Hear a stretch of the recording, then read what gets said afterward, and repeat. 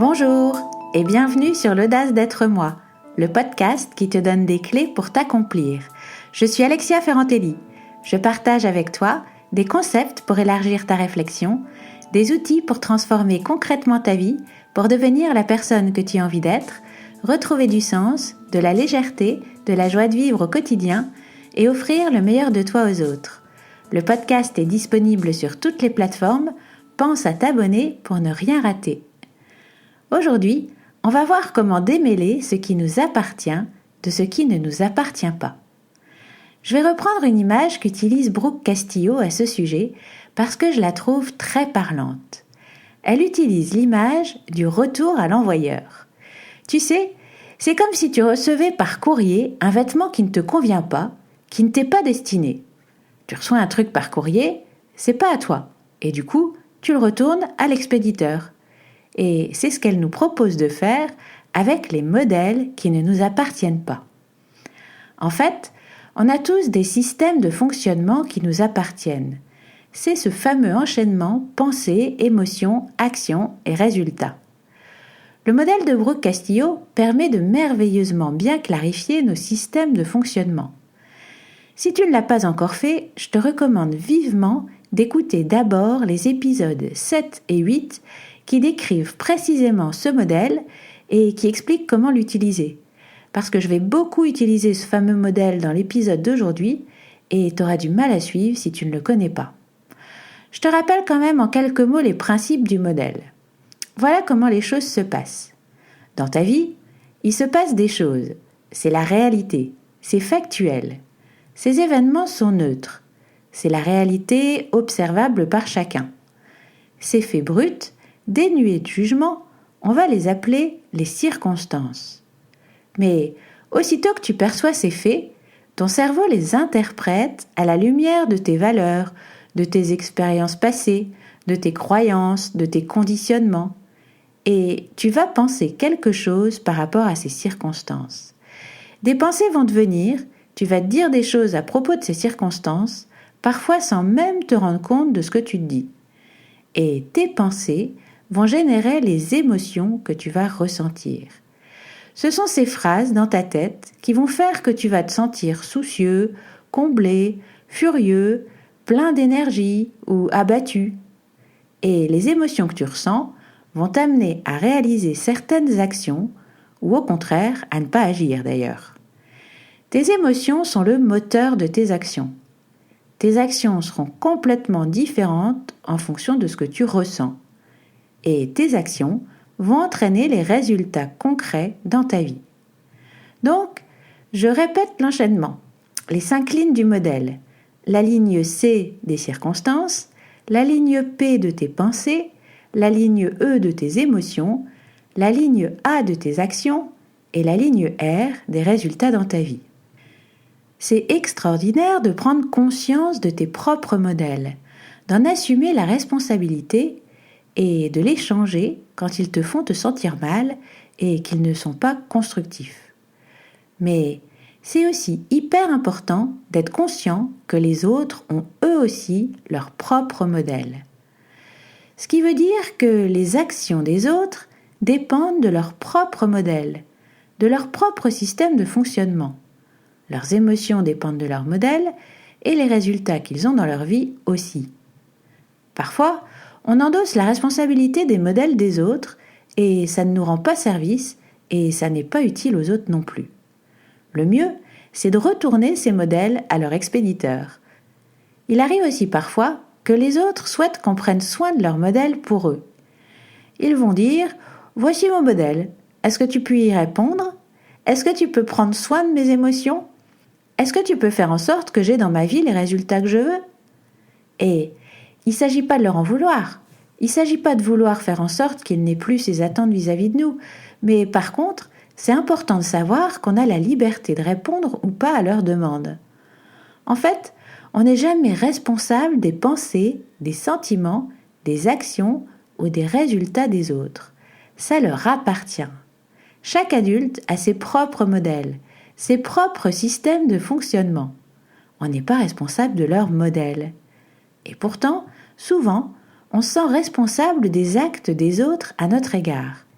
Si quelqu'un nous trompe, si quelqu'un nous ment, si quelqu'un nous a fait du mal, physiquement ou émotionnellement, on a parfois tendance à s'en sentir responsable. Et pourtant, ce qu'ils ont fait dépend de leur modèle, à eux. C'est uniquement de leur responsabilité. Leurs pensées les ont amenés à éprouver certaines émotions qui ont généré ce comportement. C'est tout. On n'a pas à se sentir responsable du comportement des autres. Par contre, on est responsable de nos pensées à propos de leurs actions. Mais on n'est jamais responsable de leurs actions. Prenons un exemple. Il n'est pas rare, quand l'une des personnes d'un couple a eu une liaison, que l'autre se sente responsable de ça, comme si c'était arrivé parce qu'il n'a pas été un bon conjoint. Dans ces cas-là, sa pensée est « si il ou elle a eu une liaison, c'est parce que je ne suis pas un bon conjoint ». Et c'est important de ne pas s'attribuer la responsabilité de l'action de quelqu'un d'autre. La seule personne qui est responsable d'avoir une liaison, c'est celui qui l'a, c'est tout. C'est parce qu'à un moment donné, ses pensées l'ont amené à avoir des émotions qui l'ont fait agir comme ça. Pour les gens qui ont subi des abus sexuels, c'est hyper important d'être conscient de ça. Ce que cette personne leur a fait est lié à leur modèle. Ils ont peut-être été l'objet des actions de cette personne, mais cette action horrible, affreuse et inappropriée, appartient à cette personne, pas à eux. C'est ça le retour à l'envoyeur. J'étais là, mais je ne m'attribue aucune part dans ce qui s'est passé. Beaucoup de gens se reprochent les abus qu'ils ont subis. Ils pensent qu'ils n'ont pas suffisamment dit non, qu'ils auraient dû s'enfuir, que s'ils s'étaient habillés ou comportés différemment, l'autre n'aurait pas agi de la sorte. C'est cette fameuse tendance qu'on a de prendre la responsabilité des modèles des autres. C'est un réflexe qu'on a souvent, et c'est pourtant inexact. Il s'agit de retourner ce modèle à l'envoyeur, de ne pas se l'attribuer.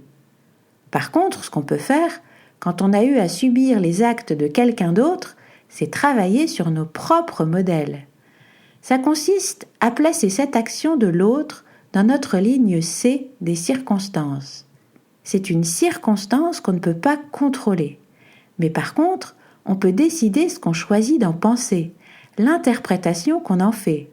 Là se trouve toute notre marge de pouvoir, de liberté et de responsabilité. Et la même chose est vraie dans l'autre sens. Il s'agit aussi de reconnaître que ce que nous faisons est de notre responsabilité. On a souvent tendance à blâmer les autres pour nos actions. Si j'ai fait ça, c'est parce que t'as fait ça. Si t'avais pas fait ça, j'aurais pas agi comme ça. Tu m'as mis hors de moi. C'est à cause de toi que je me suis énervée. Non. Si t'as hurlé, c'est parce que t'as choisi de hurler. Point. Si t'as agi comme ça, c'est en raison de tes pensées, de tes sentiments et de tes choix d'action. Il s'agit d'en assumer la responsabilité à 100%. En fait, l'idée, c'est que chacun est responsable de ses propres modèles. On croit parfois que les actions des autres créent directement les résultats dans notre vie. Mais les actions de l'autre n'entrent dans mon modèle que dans la ligne C, circonstance. Et ensuite, libre à moi de l'interpréter d'une façon qui ne me fasse pas souffrir et qui soit constructive. Et mes actions entrent dans le modèle des autres, dans la ligne C, circonstance également. Libre à eux de les interpréter de la façon qu'ils veulent. La deuxième façon qu'on peut avoir de s'emmêler dans les modèles des autres, c'est d'essayer de contrôler les lignes pensées des autres. On essaie de contrôler ce que les autres pensent de nous. Est-ce que ce serait pas incroyable si on pouvait réellement le faire ? On pourrait simplement faire penser à tout le monde qu'on est génial. Tout le monde nous aimerait tout le temps. Tout le monde penserait qu'il doit nous aider à faire le ménage. Tout le monde penserait qu'il doit nous offrir des fleurs tout le temps. Je sais pas, quelles que soient les pensées folles qu'on a dans la tête sur ce qu'on aimerait que les autres pensent de nous.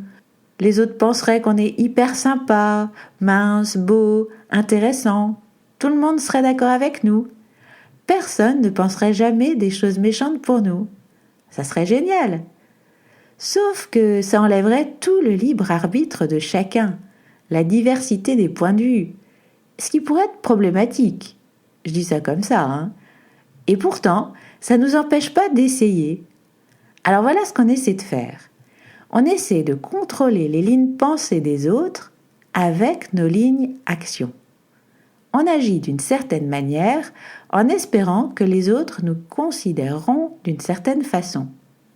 On essaie d'être gentil pour que les gens pensent qu'on est sympa. On essaie d'être drôle pour que les gens pensent qu'on est charmant. On essaie de rendre service pour que les gens pensent qu'on est utile. On adopte tout un tas de comportements uniquement dans le but que les autres nous apprécient. C'est épuisant parce que même si j'essaie, ma ligne A action ne contrôlera jamais la ligne P pensée de quelqu'un d'autre. Leurs modèles leur appartiennent. Ils peuvent choisir ce qu'ils veulent penser, quelle que soit mon action. Une chose incroyablement libératrice à faire est d'arrêter d'essayer de contrôler les pensées des autres à ton sujet. Arrêtez d'essayer de changer ce qu'ils pensent de toi. Arrêtez d'essayer d'influencer leurs pensées sur toi. Tu peux décider de laisser les gens penser ce qu'ils veulent de toi. Tu peux leur donner la permission intérieurement. Je te le recommande parce qu'au fond, c'est comme ça que le monde fonctionne. On ne peut pas décider ce que les autres vont penser de nous. Alors autant l'accepter une bonne fois pour toutes et autoriser ce qui se passe de toute façon sans ton autorisation. Ce que tu peux faire, c'est arrêter d'imaginer ce que les autres pensent de toi. Arrêter de t'inquiéter à ce sujet. Arrêter d'essayer de remplir leur modèle à leur place. Ne plus essayer de remplir leur ligne pensée pour eux. On peut leur rendre leur modèle, le retourner à l'envoyeur, les laisser penser ce qu'ils veulent, parce que ça leur appartient entièrement. Ce qu'ils pensent de toi détermine ce qu'ils ressentent vis-à-vis de toi. Point. Leurs pensées ne t'affectent pas directement. Ce qu'ils pensent de toi ne te concerne pas. Alors pourquoi est-ce qu'on essaie si fort de contrôler leur ligne pensée ? En fait, on croit que s'ils pensent de nous des choses formidables, ils se comporteront formidablement bien avec nous et que grâce à ça, on se sentira bien. On croit que le comportement des autres est la condition de notre bonheur. Mais la vérité, c'est que la seule chose qui peut nous faire sentir bien, c'est notre ligne pensée.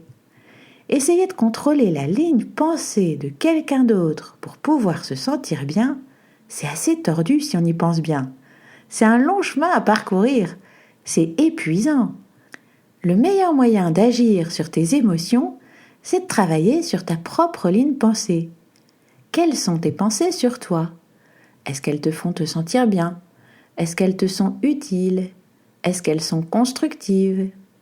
Si tu cultives de jolies pensées à ton propos, tu te sens bien et tu n'embêtes plus les autres à essayer de leur dire ce qu'ils devraient penser de toi. Alors première chose, sors de la ligne A des autres. Arrête d'essayer de prendre la responsabilité de la façon dont les autres agissent. Deuxième chose, sors des lignes pensées des autres. Cesse de te préoccuper de ce qu'ils pensent de toi. La troisième chose, c'est qu'on croit aussi souvent qu'on influence directement les lignes émotions des autres personnes. « Oh, je ne veux pas te blesser, je veux pas que tu te sentes mal. » On endosse comme ça la responsabilité de ce que les autres ressentent. On croit que notre ligne d'action est responsable de leur ligne d'émotion. Et pourtant, ce qui cause les émotions des autres, ce sont leurs pensées. Ils ont la possibilité de choisir ce qu'ils pensent de toi et de choisir comment ils se sentent. Ils ont la liberté de choisir ce qu'ils pensent de ta façon de te comporter et c'est ça qui déterminera comment ils se sentent. Tes actions ne contrôlent pas les émotions des autres. Les actions des autres ne contrôlent pas tes émotions. Souviens-toi de ça. L'opinion que les autres ont de toi, ce sont leurs affaires, pas les tiennes. Tu ne peux pas la contrôler avec tes actions. Chacun a souvent tout un tas d'idées sur la façon dont les autres devraient se comporter. J'en parle dans l'épisode 17, Code de bonne conduite. Il arrivera forcément des moments où ta façon d'agir ne correspondra pas au code de bonne conduite de certaines personnes. C'est comme ça, tu n'y peux rien, mais c'est pas bien grave. La quatrième chose, c'est que les résultats des autres leur appartiennent. Ils ne sont jamais de ta faute. la ligne R résultat de quelqu'un, n'est jamais la conséquence directe de ce que tu fais. Ce que tu fais, le résultat de tes actions, peut devenir une circonstance dans leur modèle, mais rien de plus. Quelque chose que tu as créé dans ta vie pourrait devenir la ligne de circonstance de quelqu'un d'autre, mais tu ne crées jamais le résultat du modèle de quelqu'un d'autre. C'est impossible. Leurs résultats ne sont que la conséquence de leurs actions. Quand je fais ces podcasts, quand j'accompagne quelqu'un, si ça change sa vie, ça n'est pas la conséquence directe de ce que j'ai fait. Ce qui s'est passé, c'est que eux, ils ont changé leur vie. J'étais dans leur ligne de circonstances, je leur ai proposé quelque chose, je leur ai donné des outils, mais ce sont leurs pensées, leurs émotions et leurs actions, suite à ce que je leur ai proposé, qui ont changé leur vie. Si quelqu'un t'a déjà dit « t'as ruiné ma vie », si t'as divorcé par exemple, c'est inexact. Tu ne peux pas améliorer la vie de quelqu'un automatiquement non plus. Entre ce que toi tu fais et le fait qu'il considère que sa vie s'est améliorée, il y a ce qu'il pense, ce qu'il ressent et ce qu'il fait. Et les résultats dans sa vie sont causés par cet enchaînement. Cette façon de clarifier où est la liberté, le pouvoir et la responsabilité de chacun, ça peut être très aidant pour ceux qui se reprochent ce qui leur a été fait. C'est une souffrance complètement inutile. Ce que l'autre t'a fait dépend de son modèle. Et ce qui est magnifique avec cet éclairage, c'est que tu peux rendre son modèle à cette personne et cesser de le prendre pour tien. Puis, tu peux décider consciemment ce que tu vas penser de ce qu'il t'a fait, qui se trouve dans ta ligne C, circonstance. Si quelqu'un a abusé de toi d'une façon ou d'une autre, ça peut être un grand soulagement de penser que ça le concerne lui uniquement, et pas toi, que ça n'a rien à voir avec toi. Et t'es pas obligé de le haïr, parce que c'est l'enchaînement de ses pensées, de ses émotions et de ses actions qui ont créé ce résultat. L'autre chose qui est si belle dans ce concept, c'est que tu peux t'approprier complètement tous tes propres modèles. Si tu ramènes tes modèles dans le champ de ta responsabilité et que tu mets les modèles des autres dans leur champ de responsabilité, alors tu ressens beaucoup plus de liberté et de pouvoir. Ça libère ton énergie pour agir sur ce qui dépend de toi, parce que tu arrêtes de mettre ton énergie à essayer de contrôler ce que tu ne peux pas contrôler. Tu peux alors agir sur la seule chose sur laquelle tu as vraiment prise, c'est-à-dire tes pensées, tes émotions et tes actions. Tu peux observer ce que tu as fait dans ta vie et décider ce que tu en penses et rendre aux autres ce qu'ils ont fait. Souvent, on aborde par inadvertance des problèmes de nos vies à partir de pensées erronées, comme un moyen de nous éviter d'avancer dans notre vie parce qu'on a peur. On va se dire « Eh bien, cette personne m'a fait ça » ou « C'est comme ça que j'ai été élevé » ou « Ma mère m'a fait ça » ou « Mon père » ou « C'est arrivé et c'est la raison pour laquelle je ne peux pas avancer ». Et ça nous empêche de progresser parce qu'on ne peut jamais contrôler ce qui nous est arrivé. Par rapport aux choses que tu as vécues, si tu rends son modèle à l'autre et que tu considères ton propre modèle, tu vois plus clairement que la raison pour laquelle tu ne peux pas avancer, c'est la façon dont tu penses à ça.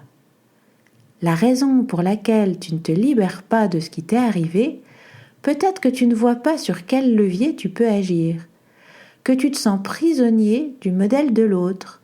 Alors, rends-lui. Retourne à l'envoyeur et agis sur ton propre modèle.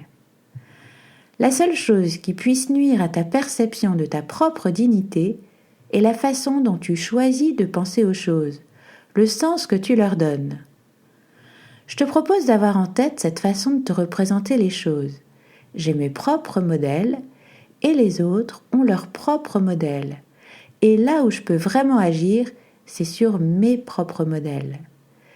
Et ce que les autres font ne peut entrer que sur la première ligne de mon modèle, la ligne C des circonstances. Après, libre à moi de penser ce que je veux de ça, et de ce que je pense découleront ce que je ressens, la façon dont j'agirai et les résultats dans ma vie.